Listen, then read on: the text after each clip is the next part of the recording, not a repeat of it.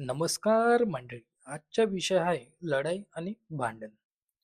लढाई होणं आणि भांडण होणं हे वेगळं वाटतं. पण खरं सांगायचे तर दोन्हींचे दुःख एकच असतं.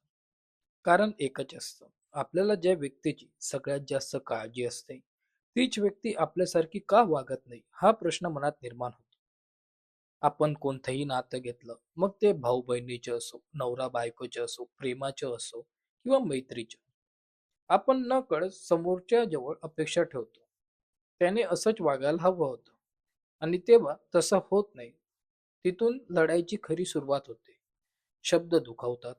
मग हळूहळू शब्द थांबतात आणि नात्यात भांडण तयार होतं. लढाई म्हणजे बोलून दिलेली वेदना. भांडण म्हणजे मौनात साठवलेली वेदना. पण वेदना तीच असते. म्हणून उपाय यावर एकच. अपेक्षा सोडा. स्वीकार शिका. समोरच्याला बदलण्याचा हट्ट सोडा. त्याला समजून घेण्याचा प्रयत्न करा. मग बघा. कारण जिथे समजूत असते तिथे लढाई राहत नाही आणि भांडणही टिकत नाही. मग बघा सगळं सगळं कसं व्यवस्थित होतं ते. धन्यवाद.